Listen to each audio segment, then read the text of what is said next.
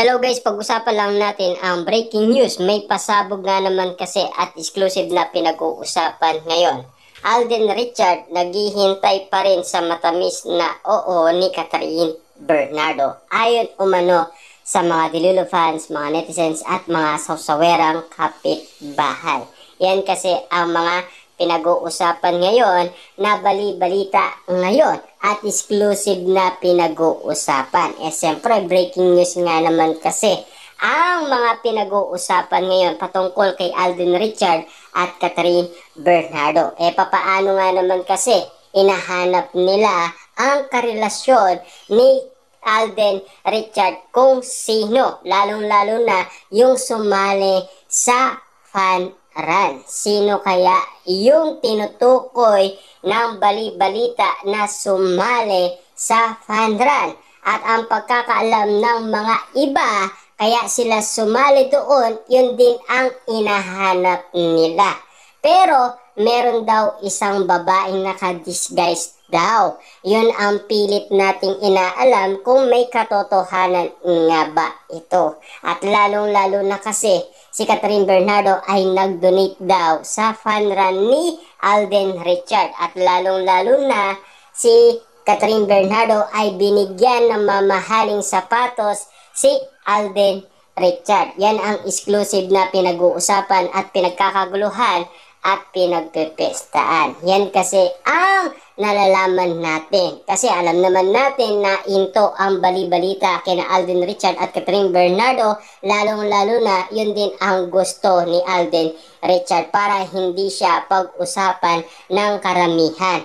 Pero hindi pala alam ni Alden Richard na siya ay pinag-uusapan na taken na daw sa isang babaeng nangangalan Mitch na ang partner niya ay si Prince. Pero ang hindi rin alam ni Alden Richard na nagsalita si Prince patungkol umano sa pagkakaugnay ng kanyang partner na si Mitch kay Alden Richard dahil sa sobrang sweet nila at dahil sa nalalaman umano ng iba't ibang mga netizens at mga sawsawerang kapitbahay. Kahit na nagsalita umano ang kanyang partner na si Prince, pinag-uusapan pa rin si Mitch at Alden Richard. Pero alam naman natin, no?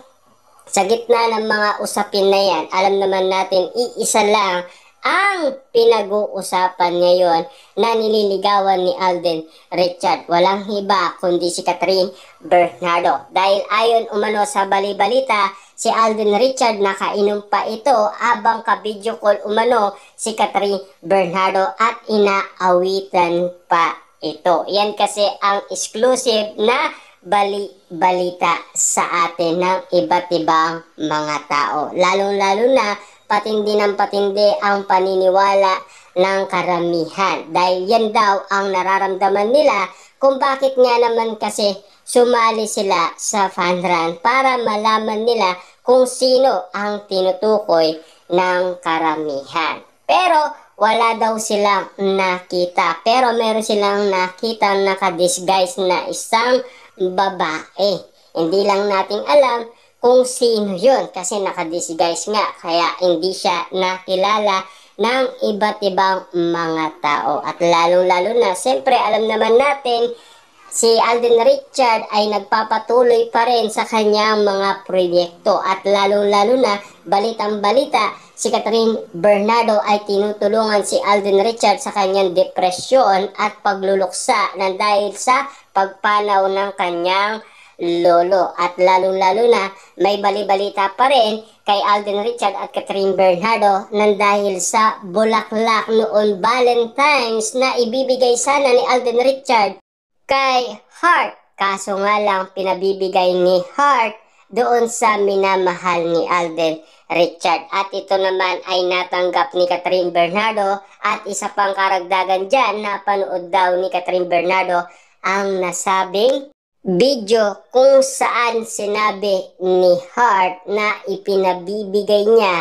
doon sa mahal ni Alden Richard. Walang iba kundi si Catherine Bernardo. At kinikilig naman itong si Catherine Bernardo dahil natanggap niya ang bulaklak na binibigay sana ni Alden Richard kay Hart. Pero alam naman natin, kinagulat yan ng karamihan kung bakit natanggap ni Catherine Bernardo. At lalong-lalo na, usap-usapan pa rin ang mag-M yung cat din na hindi daw nawawala at tinatago lang daw talaga ang lihim na nararamdaman ni Catherine Bernardo at Alden Richard. Yan kasi ang mga bali-balita sa atin. At lalong-lalo na, tinutulungan daw ni Catherine Bernardo si Alden Richard dahil sa kanyang kalusugan. Na alam naman natin noon ay pinagluluto pa ni Catherine Bernardo si Alden Richard at lalong-lalo na nagtaka ang karamihan bakit naka-Tupperware yung pagkain ni Alden Richard at wala sa pinggan. Yan kasi ang pinag-uusapan at pinagkakaguluhan at pinagpepestaan. Kaya marami pa rin naghihinala na meron pa rin relationship sina Catherine Bernardo at Alden Richard. Kaya nga naman, buhay na buhay pa rin ang cat din sa puso ng karamihan. At lalong-lalo na, kwento-kwento ng karamihan si Alden Richard muntik na daw mabuking sa relasyon nila ni Catherine Bernardo. Totoo ba?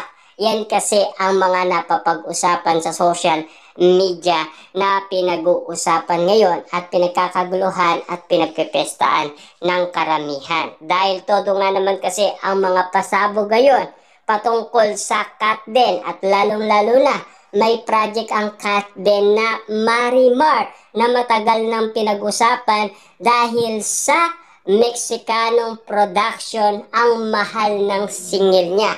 Sabi nga naman kasi ng ABS-CBN at GMA Network, napakatagal na ng Marimar pero mahal pa rin ang singil niya.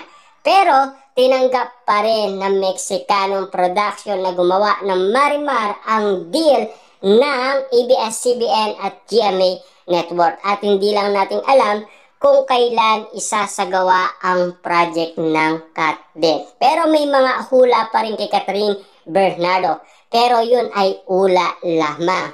Handa pa rin tayong maghintay sa mga hulang pinag-usapan na ngayon. Siyempre alam naman natin, 3 weeks na ang nangyayaring ula na yun. Pero ito, mga bago ngayon pinag-uusapan ang patungkol sa nararamdaman ng mga dilulufa